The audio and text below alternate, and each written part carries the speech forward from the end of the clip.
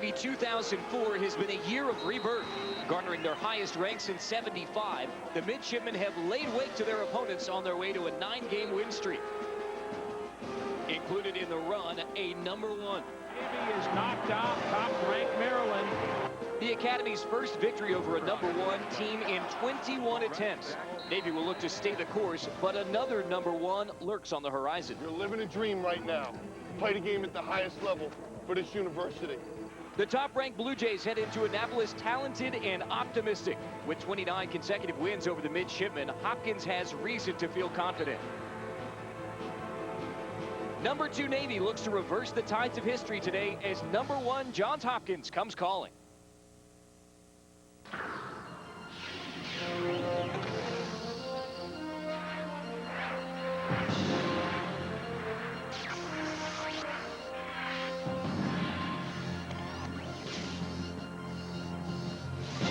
A picture-perfect day in Annapolis, Maryland, and a picture-perfect matchup. It's #1 Johns Hopkins, 8-1 on the year, against second-ranked Navy here for CSTV Lacrosse. Game last weekend against Maryland. You see the defense, kind of a no-name group. Garvey, Pinto, and Watson down at the bottom. They are extremely quick to double and triple team. For the Naval Academy, head coach Richie Meade's got 98 career victories, 10-1 on the season. This is the best Naval Academy team since the early 80s. Ian Dingman, we talked about him in the open, but this offense is very, very deep. Bursner's a great feeder. Bossi, 30 goals on the season. Graham Gill is the fastest of the midshipmen. And Quinn, in goal for Johns Hopkins, it will be Scott Smith, who is giving up just 7 goals against on the season, saving about 59% of the opportunities against him. Smith was taken out of the goal in the second quarter against Maryland last week. A below-par effort for him. Let's see how he bounces back. And we'll see how Johns Hopkins comes off that 14-10 win over Maryland a week ago. That is one of the challenges when you're Johns Hopkins. You know, every game is going to be a big one. When you wore the blue and white of the Johns Hopkins Blue Jays, when you go from playing Maryland, which is the big game, then the next week you have second-ranked Navy, that is the big game. How do you keep that intensity level up week in and week out? I think Coach Petramala has learned to give the kids some time off during the week. You've got to, let them get comfortable and recuperate after a game against a team like Maryland Saturday night, which had to take an emotional toll. There is Dave Petramala, the 2-time National Coach of the Year, and Richie Meade in his 10th season at the Naval Academy. 71 wins after 4 seasons at the University of Baltimore. He is a clear-cut front-runner for this year's National Coach of the Year. He's done an amazing job. And here is where this game may be decided, Quint. The face-off X, both of these teams have excelled. In fact, Navy winning 66% of the face-offs on the season is first in the nation. And sure enough, it's the midshipmen who take the opening face-off against Johns Hopkins. Kazamka, he's a clamper. He clamped it and raked it out to himself, and now we've got one of these crazy ground ball scenarios. Navy controls. Johns Hopkins is on the ride, and we would like to extend a warm welcome to those watching today's game on CN8. Fast start here between Navy and Johns Hopkins. Already an early save for Scott Smith. That is a hallmark of this Navy program. They get the loose ball. It was Looney upfield to Bucky Morris in transition. They don't slow it down and settle it. They attack, attack, attack. Welcome again to those watching CN8, the Comcast network. Johns Hopkins' first possession. What are we going to expect from?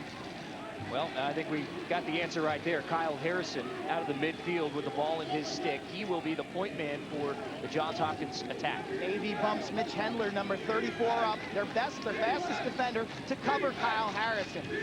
Each team is limited to 4 long poles as Hendler makes that check.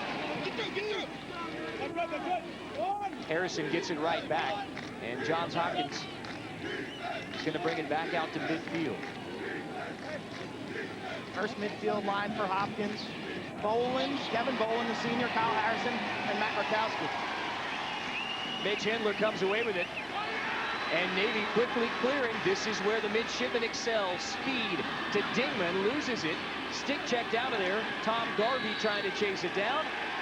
Navy will hang on to the ball. Clint, let's check out the Toyota keys to the game. Hopkins needs to make about 55% saves from their goaltender, Scott Smith, or goaltender is Jesse Schwartzman. Senior leadership, Petromala alluded to it all week. You've got some players like Bolin, McDermott, Connor Ford, and Corey Harned that need to step up. Navy, can they be effective in the 6-on-6 defense? So far, the answer is yes. And the last key, this crowd, the emotion should lead to energy, ground ball play. And if Navy can feed off of this record-setting crowd, that is a huge intangible. I think it's worth 2 or 3 goals. And that has been the difference. You asked Richie Meade, the Navy head coach, what the difference has been this year for Navy. He says we're getting the 1-goal wins and we're excelling in tight games, whereas we have not done that in the past. Bailey throws it away, picked up on the backside by Graham Gill. Gill with a clear shot, stick save on the outside from Scott Smith. Battle for the ground ball, Navy picks it up, but a turnover as John Berstner was trying to make that pass out of the corner and ends up throwing it away. What a great story Graham Gill, number 12, is. He was an excellent high school soccer player, played club lacrosse in high school, was not recruited by anyone, but saved by Smith. His uncle is Dom Starsia, the head coach of the University of Virginia. Starsia called me and said, hey, can you give my nephew a shot? And Graham Gill has emerged. He's one of the finest midfielders in the nation this year. Navy riding hard forces a turnover, and the intensity in the early going in this game is exactly what you would expect between Navy and Johns Hopkins when they're ranked number 1 and number 2. Hopkins, they've got to recalibrate for Navy's speed. Everything Navy does is done at an extremely fast pace, whether it's riding, whether it's clearing the ball, whether it's playing offense or defense, and Hopkins has not seen this type of speed this year. This is Billy Looney, one of 3 Looney brothers moving in, taking the shot, missing it wide.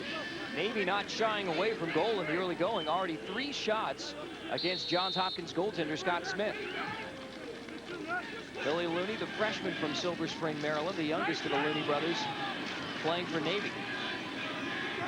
John Berstner in a battle again, finds himself trapped in the same corner, same result. Navy will hang on to it, though. Berstner turned it over on the last possession. Midshipman running it through the midfield with Graham Gill yet again. They like that matchup. He draws a double team, so on to Ben Bailey, sends it high and off the football goalpost. Pleased to be joined by Joe Beninati today with us on CSTV. And Joe, we've seen Scott Smith pressured early on in goal for Johns Hopkins. Carter, Scott Smith, all of 40 minutes experience last year. He's been a goalie since he was in 1st grade. His brother stuck in between the pipes. He's looking forward to a big game today. As the Hopkins starting netminder, you get big games by the bushel full. No question about it, Joe, and that's a position that our Quinn Kessnick served between the pipes. I think Smith's most impressive characteristics this season has really been his poise. He is really relaxed in the cage, and his best saves, truthfully, are his kick saves. He made 2 fine kick saves against Mike Powell in Syracuse. He's very acrobatic between the pipes. Seems flexible and almost Gumby-like between the pipes. So does that make one of his teammates pokey then? If he's... Well, flexibility from a goaltender, as you know, from hockey helps. And so Smith is real good on those down low shots where he'll go into those splits. Johns Hopkins moving in. This is Jake Byrne, who's forced out of there, a freshman who's had a terrific season. 7 goals, 5 assists in his freshman year for Johns Hopkins. And now backing it out, Matt Rakowski. Hopkins may have a slight advantage in the second midfield. Joe McDermott is senior. Kyle Dowd had 2 goals last week against Maryland. And Jake Byrne, the freshman, in the second midfield unit. They get a little more production than Navy's second midfield does. So if this game comes down to the wire, that could be a differential. Byrne slips behind the cage and then feeds it out to Kyle Berry. Second on the team in both goals and points is Kyle Berry, a junior from Pennsylvania. Down to Connor Ford backing in. They'll work it back around. And Johns Hopkins maybe working some clock here to give the defense and goalie Scott Smith some rest. Finally a shot, but it goes wide off the stick from Kyle Dowd. There you see Matt Russell, who took over in goal on March 5th versus North Carolina. 9-0 on the season. Only double-digit game that he has given up was Army on March 27th. Hopkins misses a golden chance there. Wow, Jake Byrne, I believe, on his knees. It was a tremendous pass across to Peter Lesor, who caught it right-handed, and Lesor just missed the net from about 2 yards. Going back to Matt Russell, 2 saves in the Maryland game really stick out. He stuffed Joe Walters, and he made another huge save in that game. The Navy crowd drew a lot of emotion from that play. He's a little awkward also. He plays real low with a wide base, almost invites you to shoot high, and then at the last second he takes it away. Jake Byrne knocked to the ground, so he has to pass it back out to the midfield. Connor Ford trying to feed inside, taken away by Navy. Dan Harris sprinting into midfield. Johns Hopkins, you can tell, is trying to ride especially hard today. This is Clipper Lennon, who's going to now back it out and wait for the midfield lines to change out to the midshipmen. Fine defensive possession for the Naval Academy. Lesor with the high percentage shots. He missed. Navy says, you're not going to get 2 good shots in that possession. They get it. And I like the way Clipper Lennon, I talk about a smart player. He sniffed that transition opportunity out. He challenged McDermott. McDermott, number 42 for Hopkins. He was up to the task. And so let Lennon settle. Now Johns Hopkins back on defense against Navy. Midshipmen have peppered the goal, but have not yet found the back of the net. Adam Reel moving in, and he'll pass up on the left-handed shot, give it to John Bershner. Back around to the top of the attack zone. And Taylor Harris jogging in. They like that spot of the field, Navy. Last week, University of Maryland had some success driving down the alley and then throwing the ball back up top. Right there, that pass and a shot. It's open against Hopkins defense because Hopkins defense tends to slough in too much. Taylor Harris has it checked out of his stick by Matt Field. And Johns Hopkins trying to clear. Both of these teams riding very aggressively. Vincent Irwin clears it for the Blue Jays and may have a shot. He sets up Corey Harden. Tough stick check inside, taken back. I think the officials have let it be known on that last play that this is going to be a free-for-all. Unless there's blood drawn and unless a stretcher is needed, there's going to be no fouls. This is going to be a physical and intense game. And it has been physical from the outset. Scoreless between #1 Johns Hopkins and second-ranked Navy. Both teams typically play man-to-man defense. We will see some zones, typically off of a timeout. Hopkins likes to switch to their zone defense. Billy Looney setting up Ben Bailey. Bounce shot, and he beats Scott Smith down low to give Navy a 1-0 lead.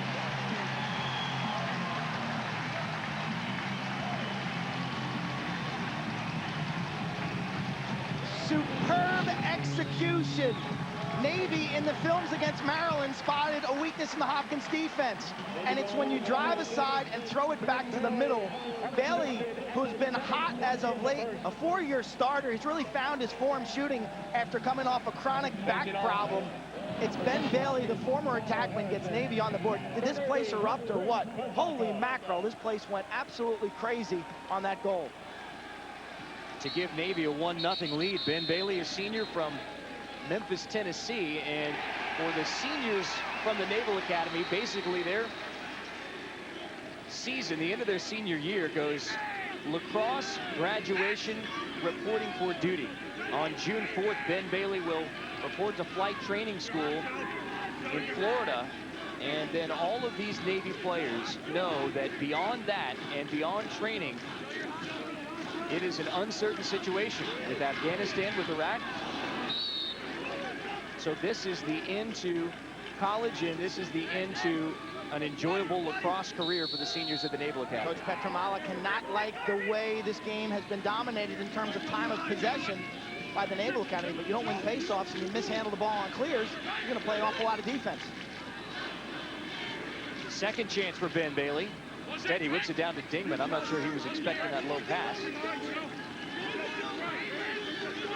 Bailey had a big sophomore season last year, as I alluded to, the back problems, and now he's finally starting to feel it. There's Bailey's goal, who gave Navy a 1-0 lead. Billy Looney trying to lean in to make it 2-0. Bad pass taken away over the middle by Frank Matuchek. A correction. It's Greg Raymond who takes that away. For Johns Hopkins with his long ball.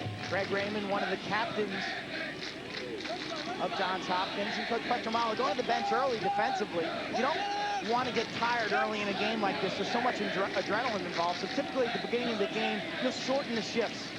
Get everyone a touch, get everyone familiar with the field and the crowd. The hardest thing for these players today is going to be communication from sideline to field and from player to player. It's awful loud out there. How does that show up? Well, both coaches have placards, hand cards that they'll hold up for the teams. But typically in transition, a guy could be standing 5 yards away and you're saying, hey, Carter, you got a guy behind you. And Carter, you can't hear it. So it requires a lot of the players to communicate and really make decisions on their own. So maybe trying to communicate now. A screen on the right side, trying to set up Kyle Harrison, and he finds his side of the goal. Matt Russell looked like he got his stick on that, but not enough to keep Kyle Harrison from tying this game at 1-1. Kyle Harrison unassisted. You're talking about a wonderful, wonderful athlete who's gained an understanding of how to utilize his skills. The alley dodge, he'll take it right down the football hash marks, jump shot right-handed. Russell saw that, but you notice his top hand, the head of his stick really didn't move towards the ball. Keep your eye on the head of Matt Russell, the goaltender stick. It's just not moving down towards the ball. He tried to click his heels and block it with his toes, but that's what the overhand motion in the jump shot does. It freezes the goalie. Navy has won the first 2 faceoffs. The nation's #1 faceoff team, but the Blue Jays come away with faceoff number 3.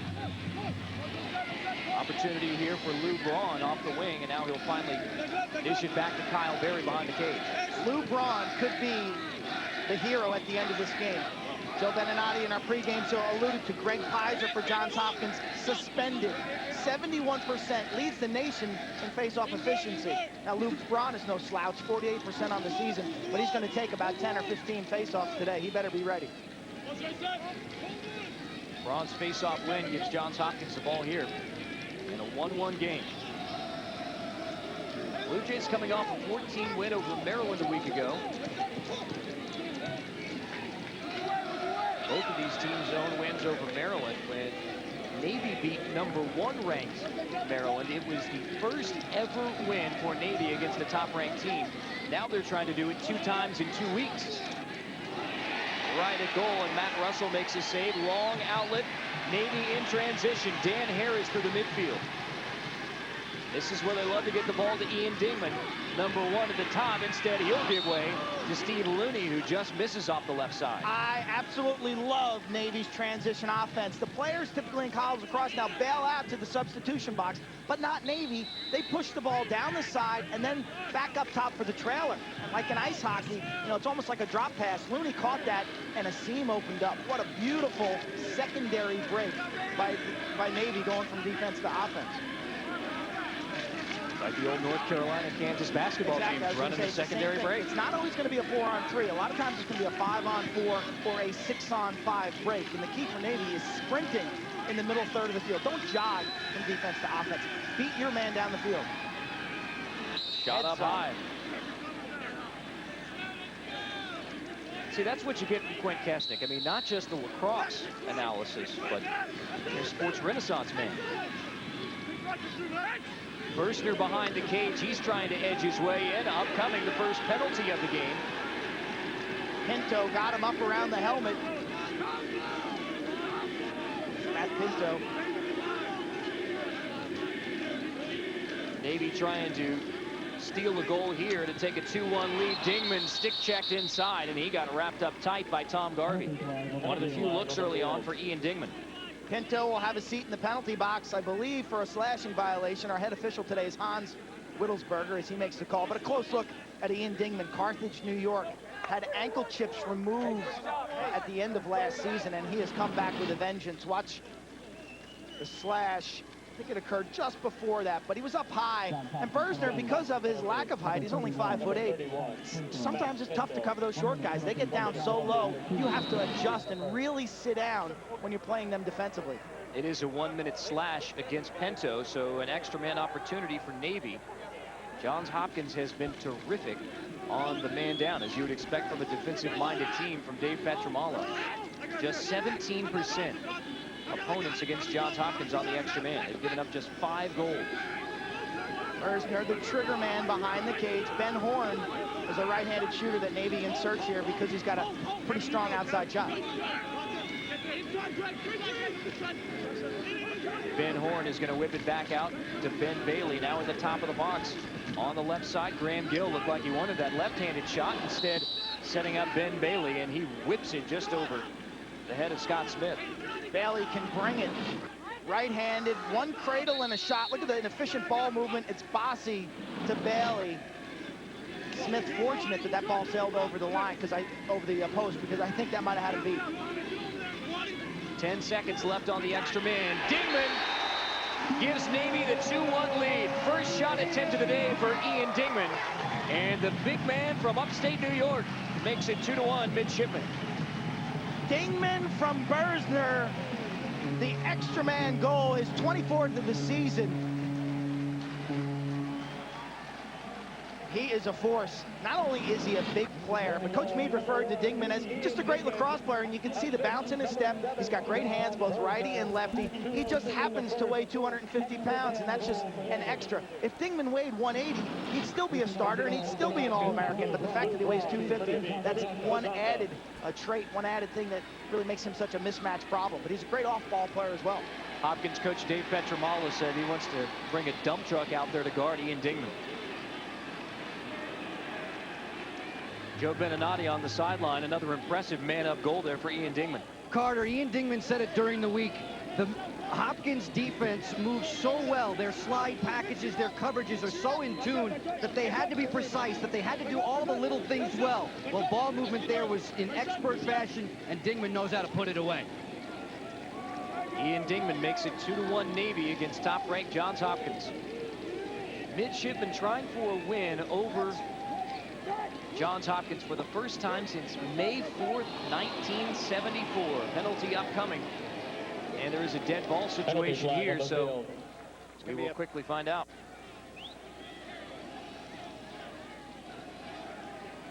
One-minute slash. Join the over 150,000 members of U.S. Lacrosse and get Lacrosse Magazine in your mailbox. Visit www.uslacrosse.org today. 1-minute penalty at 1:15 in the first. Our second penalty of the day. This is the first against Navy, so an extra man opportunity for Johns Hopkins. This is a very skilled extra man team. Ball movement, the name of the game. And now all of a sudden we're seeing a lot of laundry by the officials. Penalty flag on the field. It'll be a slashing violation. Boland kind of caught the Naval Academy defense a little asleep. Typically at the beginning of a penalty, the team will throw the ball around the outside.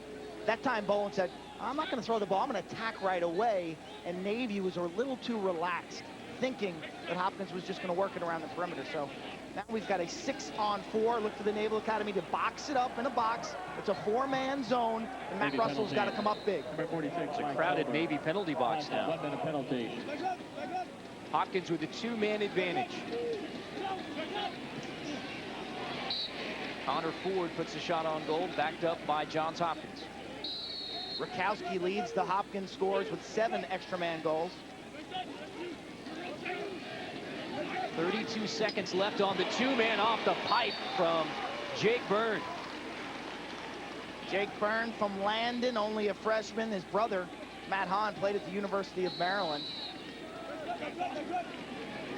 26 seconds now on the 2-man advantage for Johns Hopkins. Third shot, this one high again from Jake Byrne. Johns Hopkins has put 3 shots on goal with this 2-man advantage, but none have found the net. All of Hopkins' shots from the perimeter, other than the Harrison goal, have been high. See if the Blue Jays work it inside. This is Kyle Berry trying to find Rakowski inside. Instead on the wing, whiffed on the shot. 3 seconds left on the 2-man. That shot is low.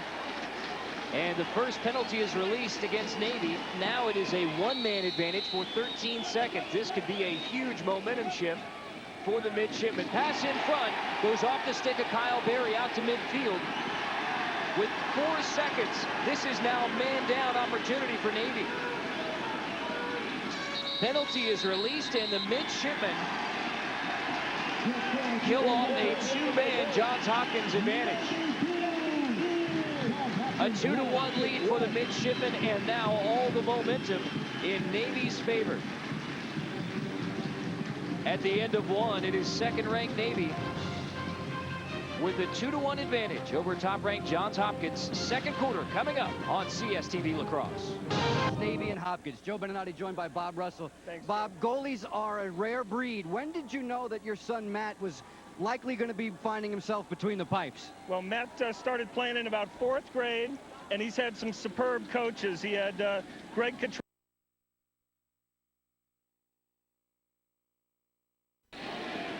Another penalty upcoming. Well, Matt Russell, as a sophomore, has taken over in goal. Mentioned early March against North Carolina, taking over for Seth Danola, a junior who's now playing some long stick midi. That was a very tough transition, not only for those two young men, but for a team when you pull a junior goalie and give the role over to a sophomore.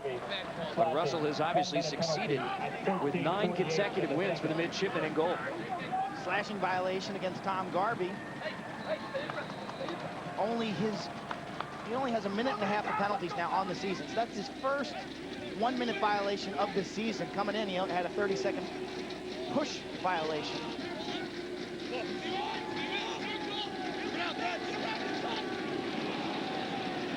Second extra man opportunity for Navy. The first time Ian Dingman scored what is now the deciding goal in this game, 2-1. Johns Hopkins trying to get possession back, though. Matt Pinto whips it out to midfield, where it's picked up by Ben Bailey. Navy back with the extra man. Just under 30 seconds remaining on the man up. The initial play for Navy, it was there. It was Gill inside the Horn. Horn couldn't handle. But relentlessness by Navy now in the clearing and the riding game. Navy is refusing to let Hopkins bring the ball up without a challenge. They're earning the ball back. That pass goes off the back of the cage. Navy's going to get it right back, though, with time winding down on this extra man opportunity. Penalty is released. Even strength.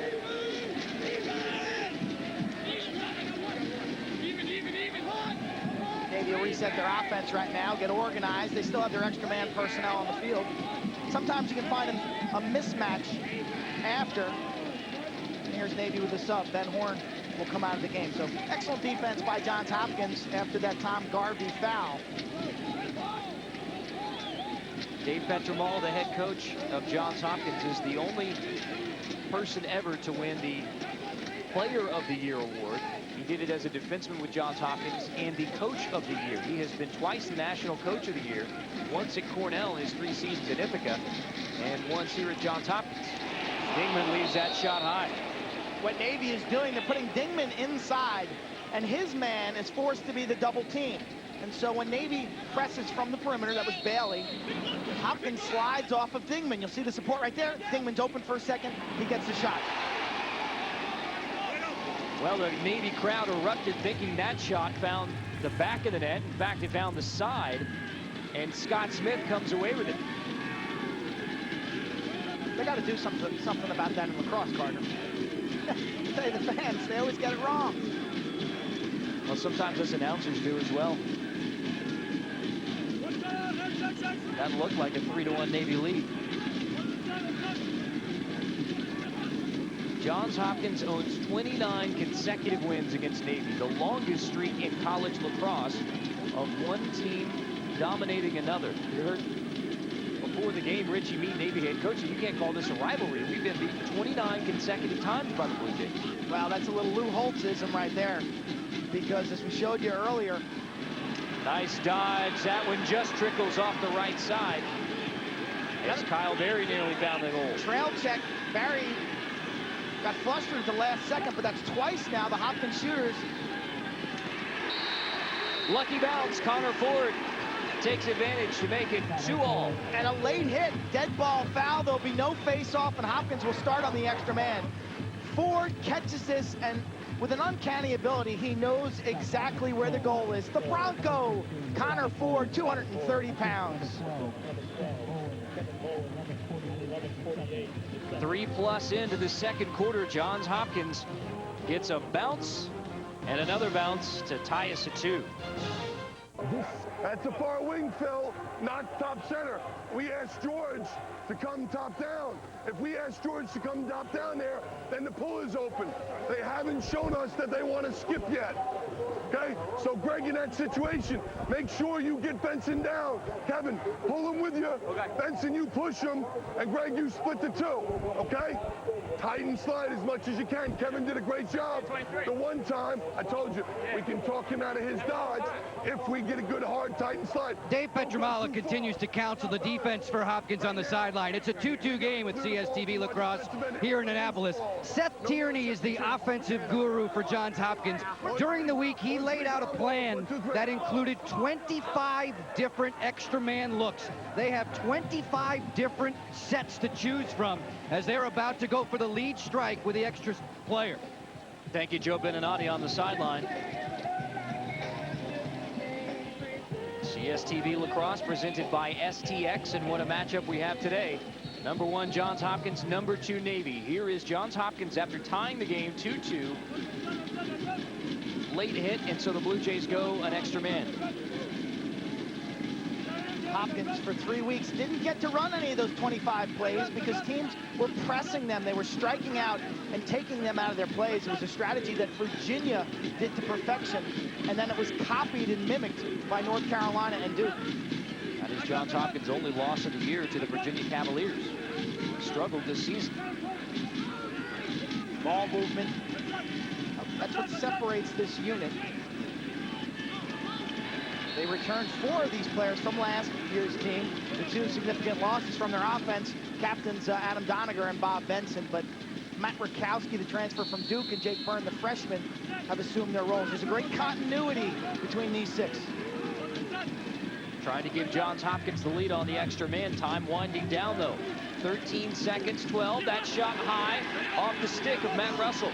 Follow up, crease violation, but a flag coming up, 2 flags, so wipe off that goal. Russell made a serious save on that cannon by Connor Ford that was bound for the corner. He got the top part of the stick on the ball, and you can see it just trickled past the post. And then Boland scoops up the rebound. He's decked into the crease. Russell holds his ground, and another point-blank shot that the Blue Jays missed. That's a good save right there. Let me tell you, Connor Ford can bring it, folks. 90+ miles an hour. The ball's absolutely moving, and Russell gets his stick across his face to make that save. There are 2 penalties. Well, no, there's 1 penalty on the play. Saw only 3 defenders out there for Navy. This will be 3 seconds of a 2-man advantage, and now a 1-man advantage. Now it's a 1-man advantage. 20 seconds remaining on the man up for Johns Hopkins. Kyle Berry gives Johns Hopkins a 3-2 advantage, the first lead of the day for top-ranked Johns Hopkins.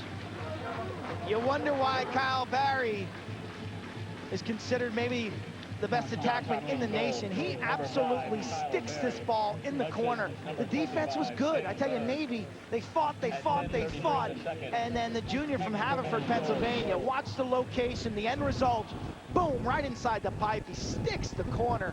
His shooting touch was on fire last week against Maryland, and it looks like that has continued. Coach Petramala said that Berry was in a midseason slump, that he'd been pressing, but he seems to have recovered. Kyle Berry, sensational accuracy.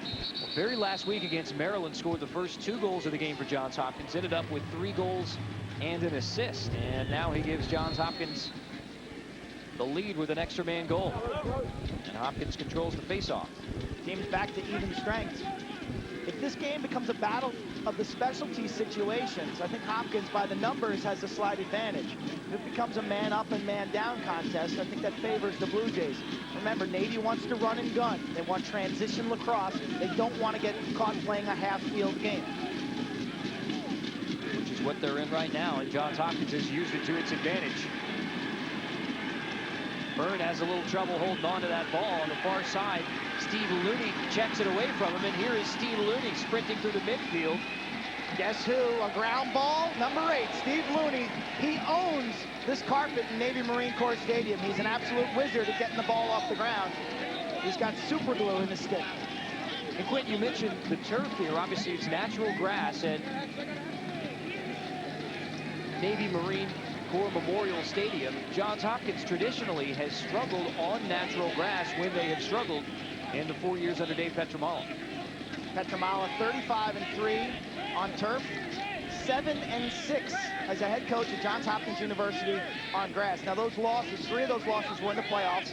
Playoff losses to Notre Dame, Virginia, and Princeton. And then a bunch of losses down at Charlottesville as well. So it's a factor of grass, yes, and a factor also of competition. Bailey sends that one high.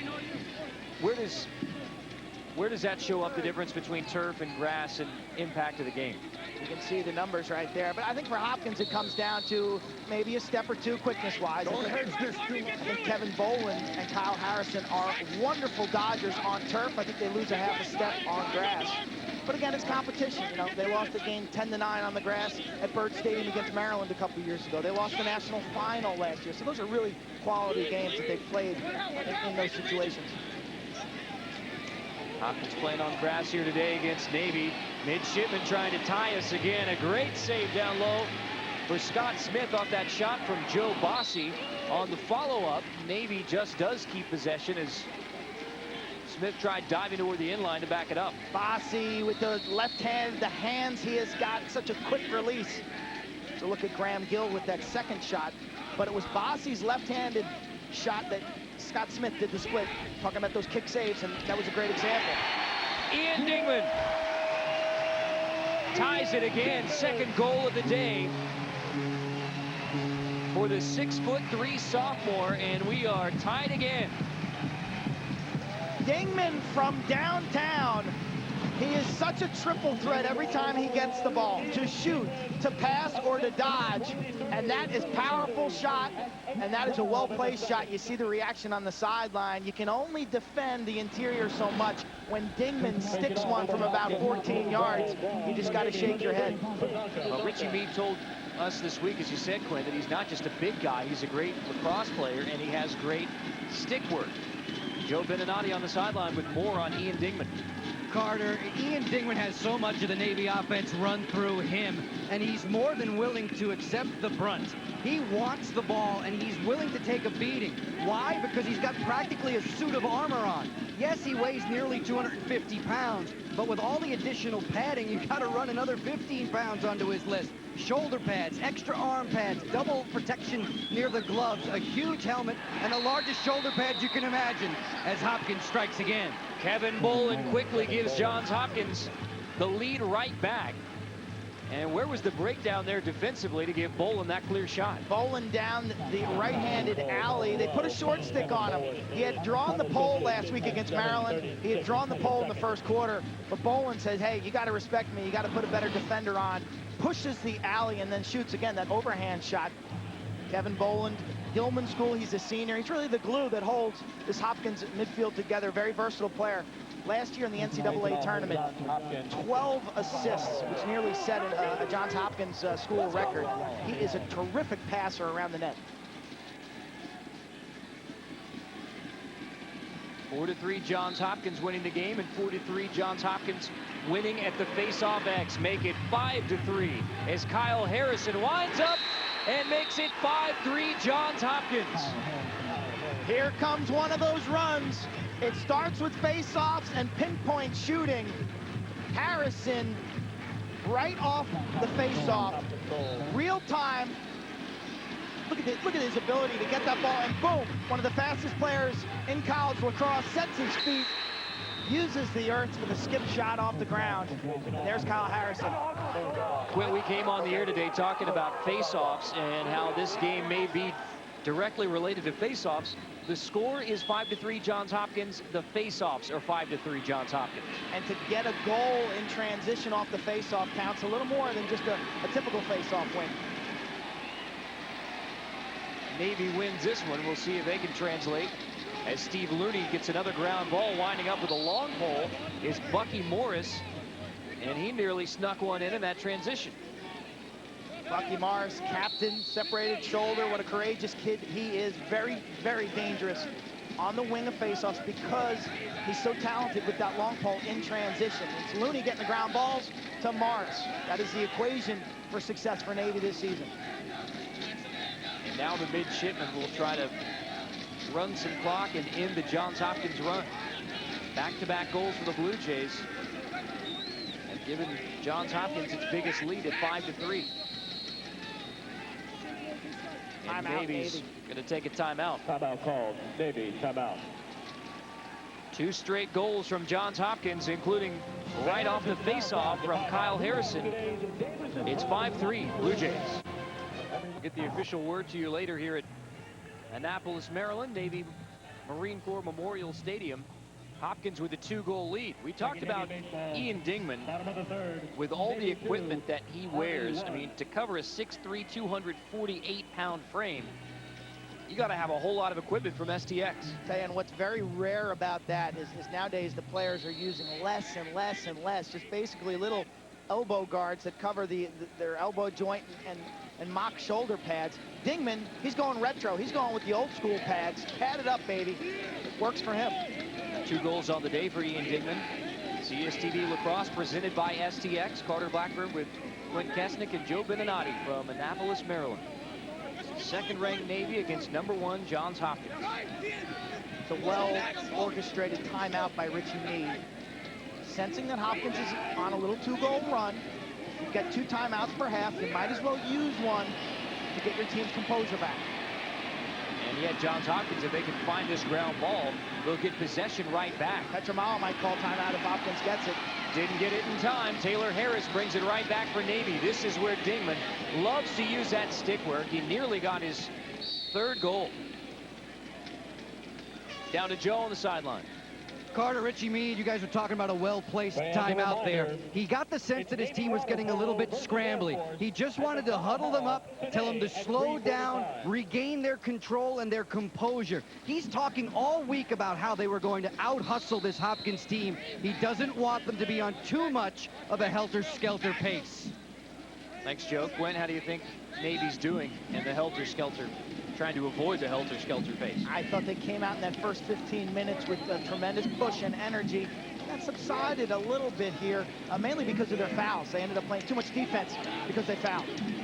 Graham Gill has his stick checked away. Navy riding really hard, not getting the whistle there. It could have been another foul against the midship. The term riding is hockey's equivalent to forechecking. And it looks like Matt Field was pushed out of bounds.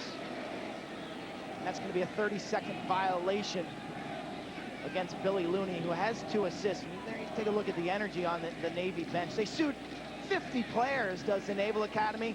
They have a JV here, and it's producing great results. If you look at this Naval Academy team, it's a national team. California, Tennessee, you alluded to it earlier, Connecticut.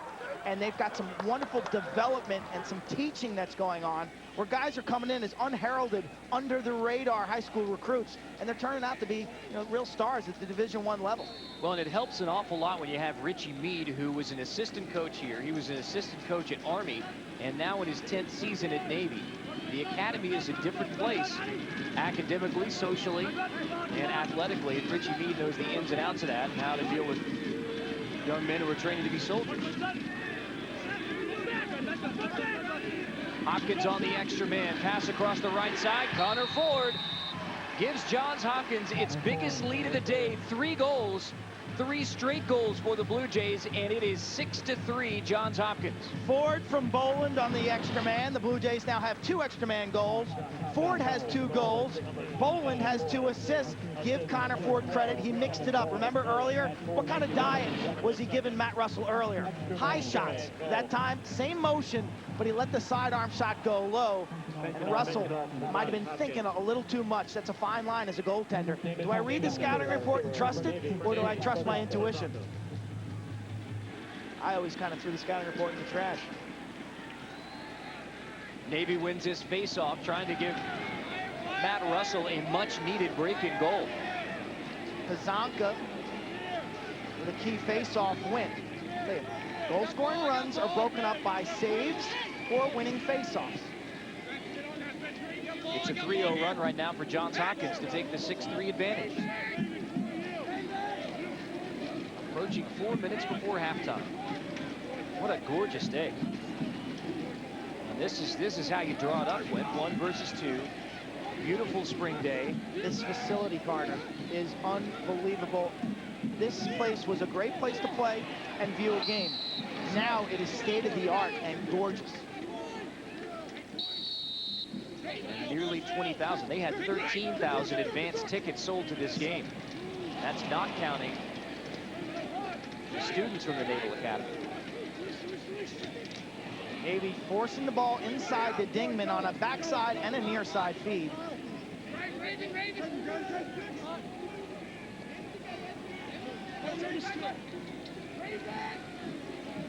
Navy trying to work some clock here and work it through the attack zone. This is Ben Bailey moving in from the left side. With the goal line extended, Bailey wants that baseline. He'll feed across, taken away, and a great play by Corey Harnett.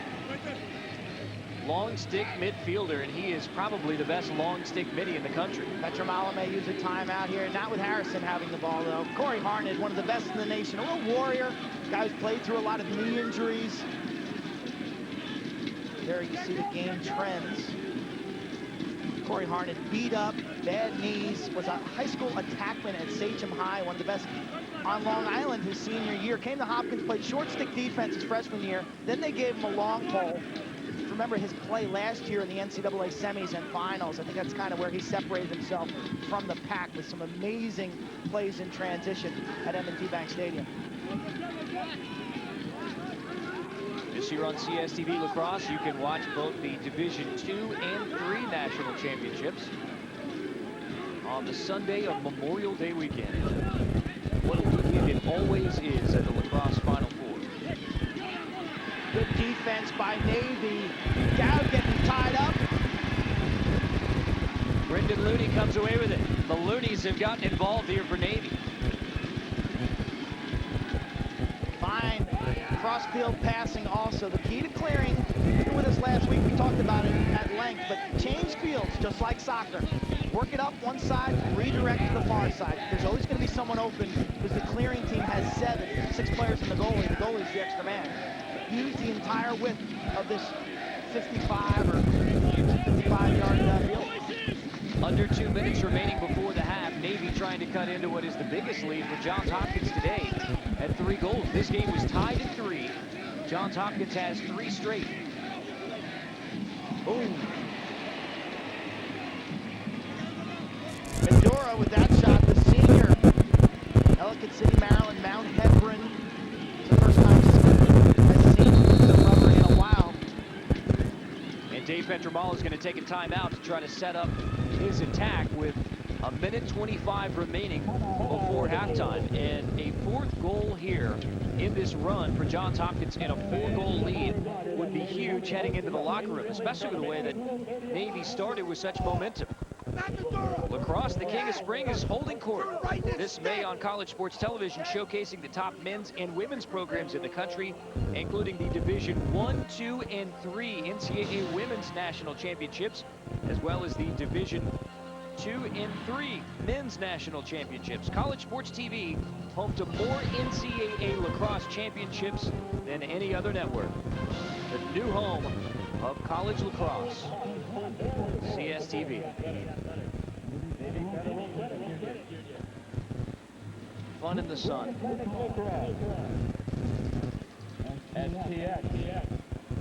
check in with Joe Beninati to see what Dave Petramala is telling his team in the Johns Hopkins huddle. Carter, Dave is continuing to work through the defense, but Seth Tierney, with his discussions with the offensive group, he wants this to be the last possession of the half. He would like to see his team control the ball for the remainder of regulation time here in the first half. He wants them to be deliberate. He wants them to move off the ball. But most importantly, what he is saying, do not give Navy another chance to get on the board. Guys? Thank you, Joe. So Johns Hopkins will try to eat up the last minute 22 of this first half with a 3-goal lead. Off the timeout, Navy puts Mitch Hendler on Kyle Harrison, and they put their 2 short sticks on Connor Ford and Matt Rakowski. That does not bode well for Navy. 23-2 since 2001 when leading at the half. But Navy as a transition team is one that can pick up the pace in the second half. They can control the face-off backs. Hopkins lost this year to Virginia. The Blue Jays took an 8-6 lead late in the game. Virginia came back with the last 3 goals, including the game winner in overtime. Under a minute remaining in the first half.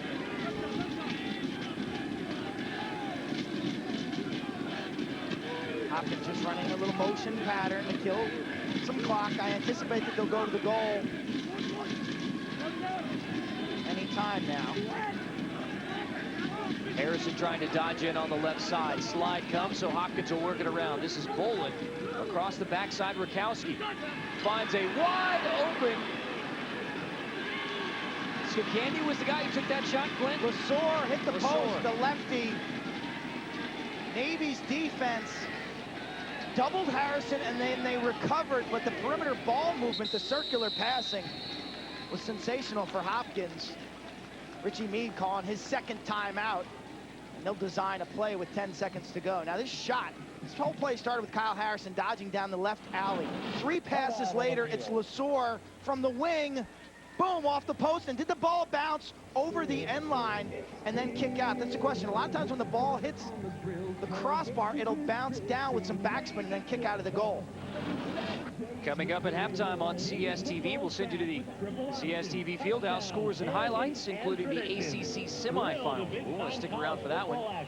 NFL draft update, plus our first half highlights and stats. We'll see where Eli goes in the NFL draft. He does not want to end up in San Diego. I think San Diego's a pretty nice So city. you got to stand up and do a good job here. Come on, cover up the inside. Hey, cover up the skip lanes. Right, what's important right now is they're going to dodge and look to move it quickly. So we got to play the ball well and look to play the skip lanes, okay? Chances are dodge inside or through, or dodge down the side and back. Understood? Take a look at this ball after it hits the crossbar. There were some Hopkins fans, oh, that's not even close. Ball comes off the crossbar and hits the Navy defender. I was wondering why it bounced back behind the cage. It was an unusual angle. But it was Lesor from 5 yards. It's about 4 or 5 shots today, Carter, that Hopkins from close range, they've missed the nets. And Navy, on its first couple possessions, was just missing. Several misfires to start for the midshipmen. I think from a tempo standpoint, though, the last 15 minutes this quarter, certainly playing a Hopkins style of half-court game. Look at the graphic.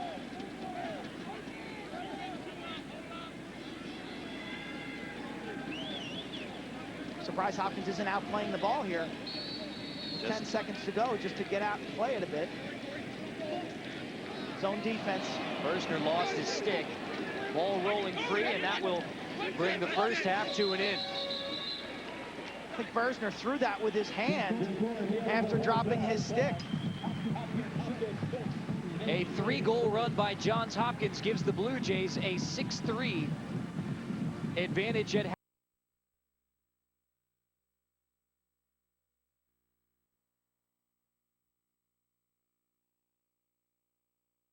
Face-off win. Blue Jays start the second half with possession. Carter Blackburn with Clint Kesnick here on CSTV Lacrosse. From Annapolis, Maryland, Joe Beninati is on the sideline.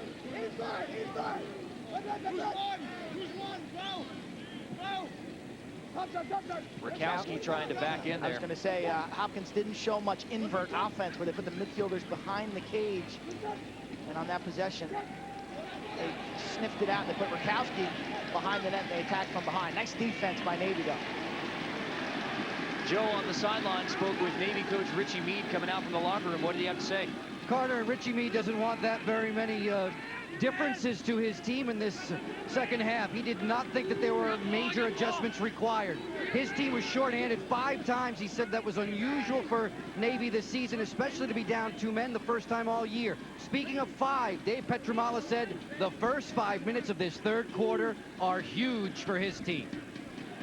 Yeah, one thing the Hopkins lead has done is kind of quieted this capacity crowd, this record-setting potential crowd here. It's taken them out of the game. If you flash back to the first 10 minutes of the game, this place was absolutely lit up. The Navy was playing on a lot of emotion. We've not yet received the official attendance number, but if it's 20,000, it would be the largest regular season college lacrosse crowd, breaking the 1987 Maryland Johns Hopkins record when the spry young Gumby goalie named Quint Kestnick was between the pipes for the Blue Jays. We lost that game, Carter, and I'll tell you, I remember how loud it was on Maryland's first goal. Graham Gill throws it off the back line. That was what you would call an unforced turnover. There is Gill. Shawnee, New Jersey, 13 goals on the season.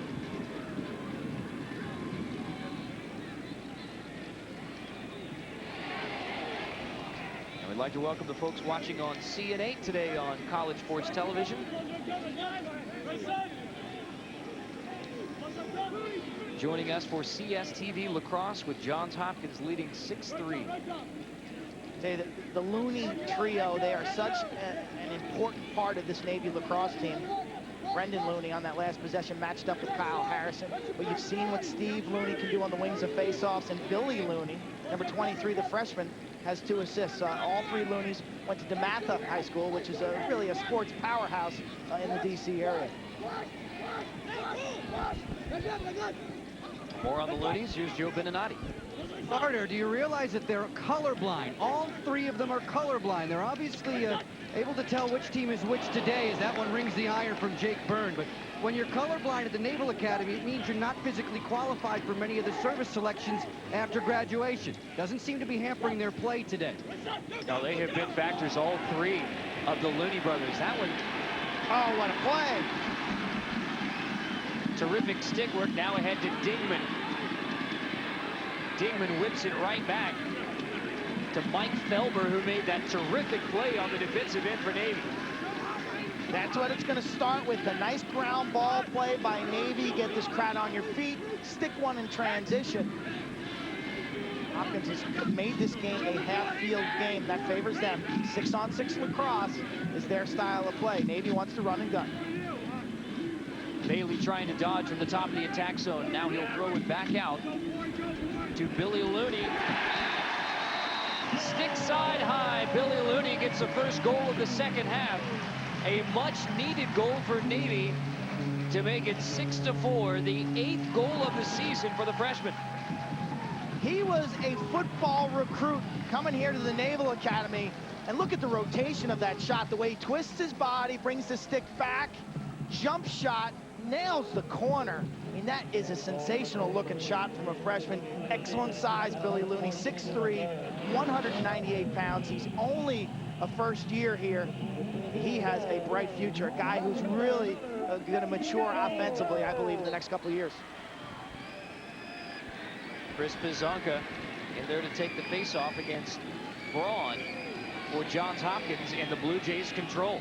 Braun has been effective in the face-off X for Johns Hopkins today. Benson Irwin, the junior from Friends School, the same school that produced Kyle Harrison. They were teammates in high school, now they're teammates in college. Quint Braun is now 5 of 6 facing off for Johns Hopkins today. Well, all week, Lou Braun knew that he might be the savior. He might be the guy, with Greg Kaiser not dressed today.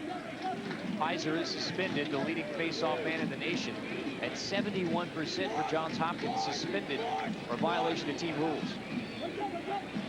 Blue Jays trying to answer back. This is Harrison drawing a lot of attention from Mitch Hindler at the top of the attack zone. Kevin Boland sends that one wide on a tough angle shot. STX is a proud supporter. Johns Hopkins backs it up. STX Here, take a look at Boland. Always in the game. He's had some key goals in his career, key assists. He's the type of player who plays his best in the last 5 minutes of a close game. He's just got an uncommon knack for making a crucial play. 1 goal, 2 assists today for Boland. Brikowski leads that one high. Johns Hopkins wants to get that goal back, Quinn. Okay, I like Navy's defense today. They're doing an excellent job in their matchups, their one-on-one matchups. As you look at Boland's numbers, playing good, fundamentally sound defense, and when they slide, they're getting some nice recoveries behind their slides. Sliding out now. See that double team, and then they bounce back and recover. Where their team speed really helps them. Bolin beats his man, now takes it around the back of the cage, feeding Connor Ford. Johns Hopkins working it very quickly through the attack zone, and a nice save from Matt Russell. Point blank range, Russell makes that save, and now Navy a chance to play its transition game. Hindler across the field to Dan Harris. Harris moving in, bounce shot, goes wide, but backed up by John Berstner. What a terrific flurry of lacrosse. First, the Hopkins offensive possession. You talk about passing and pressure. It was Russell with the point blank save. The clearing pass from Hendler to Harris, that had it all. I mean, that is what makes college lacrosse such a great game right there. You've got the half field scenarios, and then you got the full field rushes. And that is what Navy wants this second half to be, full field rushes. They're an up and down team, and Johns Hopkins has slowed the pace, leading to a 6-4 Blue Jay advantage. That throwback play was successful in the first quarter, where Navy dodges from the wing and they throw back up top center. You see how Hopkins likes to slough in so much. Navy thinks that that's a vulnerability in his defense. Berstner running the invert offense here for Navy. Trying to get someone clearing in front of the cage. Joe Bossy's going to throw it back out, and they'll try from the top of the attack zone. That one looked like it just didn't come out of the stick right for Matt Madura. This is the last save by Matt Russell against Matt Rakowski. Well done by Russell. Comes out off his line a bit to cut down the angle. Matches up stick on stick. I think he took that one off the midsection. 5 saves, but he has been put in some tough situations with all the penalties on Navy today. Watson and Hopkins having some trouble clearing. Just avoided a 10-second clearing violation. The clearing game for both these teams over the season has not been perfect. Really, Hopkins struggled against Virginia. It's one reason they lost to the Cavaliers. 2 turnovers on rides that led to Joe Yavoli at Virginia goals. And then Navy against Maryland, even though Navy won that game, they had 35 turnovers, and a lot of those were in the clearing game. So both these coaches know that that's an area that they need to improve if they're going to walk away with that gold trophy at the end of May. That is the goal. Dave Petramala talked about taking the pressure off his team. When you come to Johns Hopkins, according to the Blue Jay head coach, your goal is to win a national championship. Everyone knows it. So he feels that his role as head coach is to say, focus the guys on all the small things that lead up to a championship. That's something Petramala said he learned from Bill Tierney, is focusing on the ingredients of winning a championship. Blue Jays 8-1 on the season, ranked #1. Navy trying to come back from a 2-goal deficit. Some great stick work from Russell setting up this transition opportunity. Dingman draws a slide. Only 1 goal scored this quarter. Billy Looney for Navy. There have not been many whistles. We've already played 9 minutes of this quarter.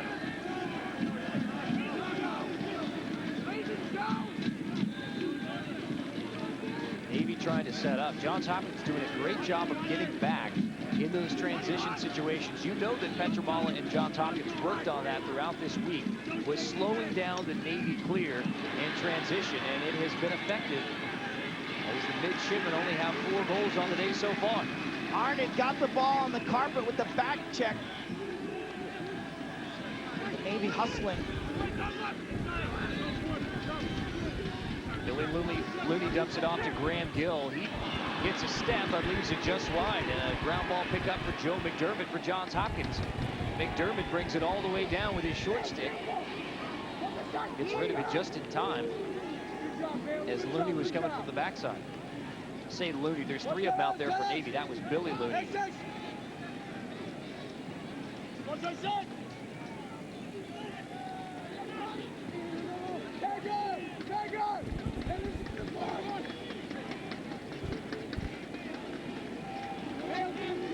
Pace is slowed here in the third. Only 1 goal. That was from Navy. Rakowski trying to change that for Johns Hopkins.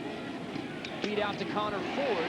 Puts a shot on goal. Some physical play, but I think he got him in the face mask. Russell took that off the grill. Some efficient riding by Hopkins now. They'll get a second chance opportunity. So Hopkins did the same throwback play where they drive one side, throw it back up top, and Ford let that ball go from about 11 yards, but it was Russell. And that ball's on top of you so fast, Carter. It really is scary as a goalie when a guy like Connor Ford, all 225 pounds of him, can let it rip and he sets his feet. Harrison left-handed shot, but right at the stick of Matt Russell. Long outlet. Ben Bailey trying to beat the Johns Hopkins defense down. Bailey to Dingman. Just missed goal number 3, and Dingman knows it. Here it's 6-4, Johns Hopkins on Navy with 4:39 remaining in the third. How about that 4-on-3? Russell with the save of the Harrison shot. A long, loping outlet pass that caught Bailey in stride. Those are the passes you love to throw as a goal. When you see your guy's got a lead, you just lay it out there for him. It's like a wide receiver catching that touchdown pass. Speaking of, how about Eli Manning for the Chargers? Seems like an unhappy camper. Much more coming out from the Fieldhouse on CSTV Primetime. I mentioned Adam being handsome. Greg Amsinger in the CSTV Fieldhouse today as well. Didn't mean to slide you, Greg. Obviously very good looking as well. This is Steve Looney dodging behind the cage for Navy. Feed out to Dingman. He draws a slide rebound opportunity. Isn't there for John Berster. I think he went in the crease anyway.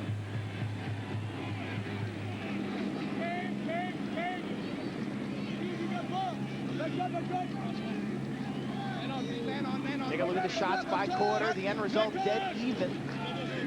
Hopkins winning this quarter in terms of shots. Navy winning this quarter on the scoreboard. You can see Navy's flurry of 12 shots in the first quarter. They came out with amazing emotion and energy.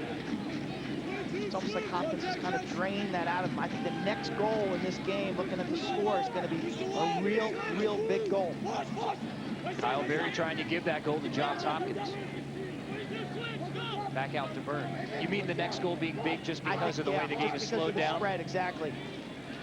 Hopkins goes up by 3. That'll allow them to control the tempo. And you see how precise they are on offense. They can really kill some clock if they want to. Navy would then be forced to attack. Byrne moves in. A Navy goal would have this crowd buzzing again.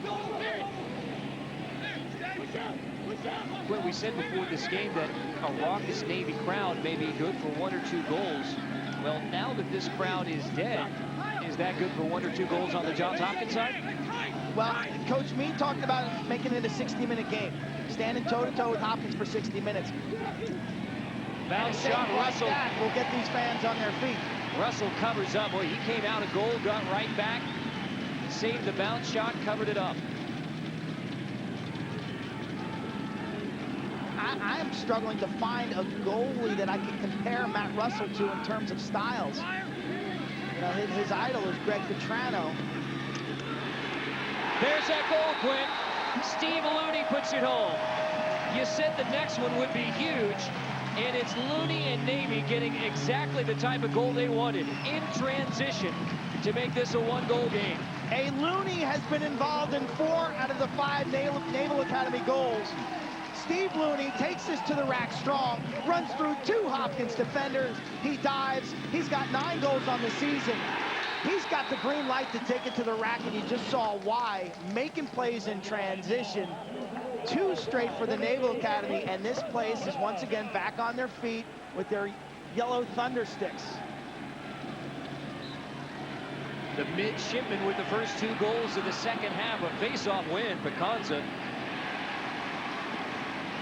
dives on that one and somehow manages to cover up. And didn't look right there from Pizanka. Thank you, Pizanka. I mispronounced it. Okay, as he was going for that ground ball, it's like he stepped in a hole or something, or hyperextended his leg, because he's off right now on the bench. Slammed his stick down. He is hurt. There's a foul coming up against Johns Hopkins, so Navy will go on the extra man with a chance to tie this ball game. The ebb and flow of college lacrosse, it's all about momentum. Here's this last face-off. Excuse me, that's the foul right there, the slashing violation. The ball drops and the whistle will blow. 30-second penalty on Harnett, so it's an extra man advantage for 30 seconds for Navy. Johns Hopkins had a 3-goal run into halftime. Navy trying to make it 3 straight here in the third. It's the excellent man-down defense for the Blue Jays. Ian Dingman gets a look, but Scott Smith is down low to make the save. Big body save by Smith. That's Dingman's spot. He's got a goal from that identical spot on the field in the second quarter. Vincent Irwin man down, and now the penalty is released. Back to even strength between Johns Hopkins and Navy, and the Blue Jays kill off a key extra man opportunity for the midshipmen. Good save by Smith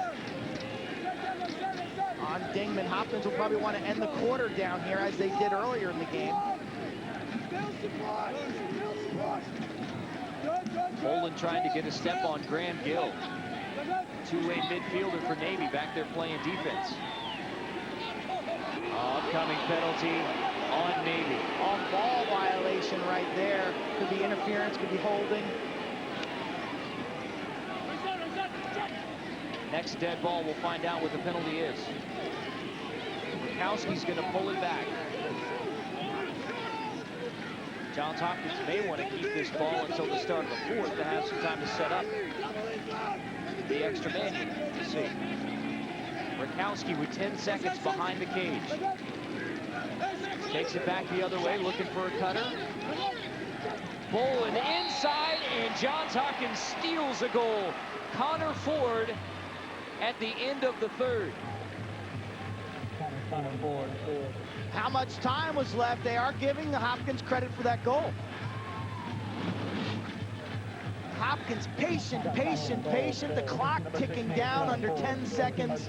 Tiptoeing the crease, one touch past the defenseless Russell. And the Bronco, Connor Ford, now has the hat trick. And that is the end of the third. Johns Hopkins gets a late goal to make it 7-5. We're headed to the fourth on CSTV Lacrosse. TV Lacrosse presented by STX Lacrosse. There was 1 second remaining at the end of the third. They faced off very quickly. And as we head to the fourth now officially, it is Johns Hopkins leading Navy 7-5. Let's head down to the sideline and Joe Beninati. Carter, thank you. I'm here with a very special guest. It's the Hopkins honorary captain for today, 14-year-old Michael Kane, who's fighting leukemia. Michael, I know you've loved these Hopkins Blue Jays for a long time. What is it about lacrosse that really makes you smile? I don't know, it's just a fun sport, fun to play, fun to watch. That's about it. It's great to see you wearing a number 18 throwback jersey. Kyle Harrison is your favorite player. Yeah, he's just amazing, you know? He's just an amazing athlete.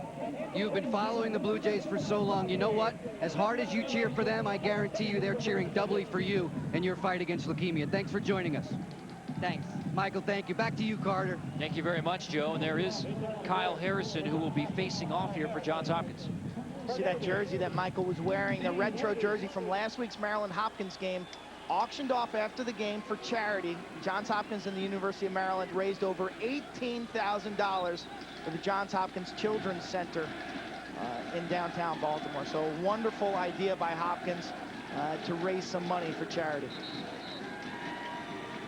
And Harrison called for a legal procedure before the ball is even placed down for the faceoff, which is key for Navy because now the midshipmen, a man down, get the ball to start the fourth quarter. And that's a key ground ball for Navy. Picked up by Graham Gill. So the midshipmen down a man will try to kill off this penalty. Well, that is a rare mental mistake by Kyle Harrison right there. You have a man-up face-off, and that's a cardinal sin. Now, if you're Hopkins, you can double the ball here, step out and press, because you have an extra guy. They're choosing not to. Their extra man, Chris Watson, number 43, he's perched right in front of the crease. So Hopkins playing it conservatively right now. But Harrison with a mental mistake. You can't move early, especially in a man-up face-off. Dave Petramala cannot be happier watching the clock tick away. And a man-up situation, you don't have the ball because of a procedure call on the face-off. Kyle Harrison. It wasn't a Harrison moving early. I think it was the type of scenario where the referee said, Kyle, you move your stick a certain way, please. You're over the line or whatever. And maybe Kyle didn't do it initially, and so the ref said, I've had enough of that. Navy ball. And Navy kills off that extra man opportunity for Johns Hopkins. Back to even strength. Dingman trying to back his way in for the midshipman, draws the slide as Harned comes over, and Dingman has to pass out of it back up to Billy Lee.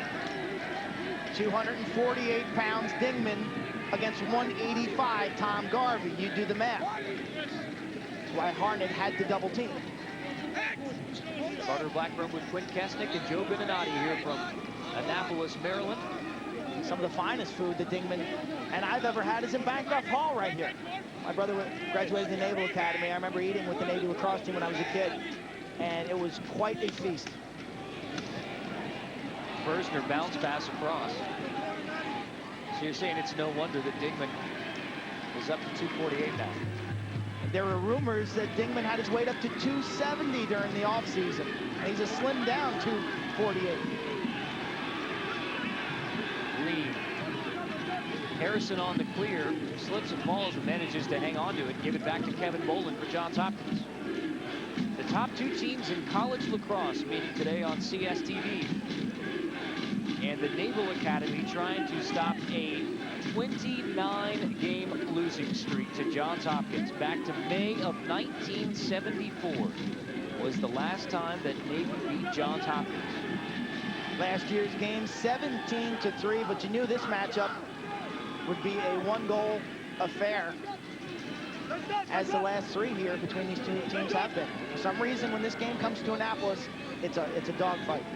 Navy coach Richie Meade said the biggest improvement of his team, which is a victory away from tying the school record for wins in a season, has been its performance in tight games.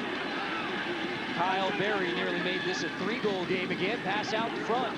Berry finds the ball once again, and Navy. Basanko with that pickoff right there. That ball was headed to Connor Ford for a 10-yard shot. Jared Basanko, where's that knee brace on his left leg? Got to stick up in the passing lane. Rakowski trying to dodge in against Clipper Lennon. Clipper Lennon so tough defensively. Look at him bearing down with the cross check. Save from Russell. That may have gone off the pipe as well, the way it came shooting out of there. Hopkins is irate. There's not a tripping call. That should be a foul. You can't hit a guy while he's down on the ground. And it's going to be a loose ball push. Easily could have been a flag there.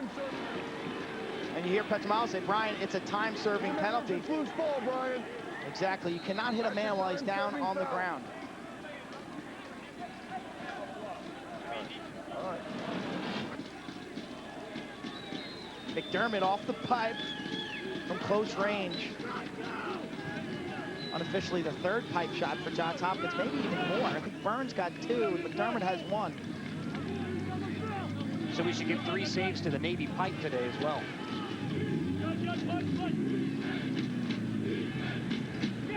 Rakowski trying to dodge in, and he nearly snuck that one on the no-angle shot off the side.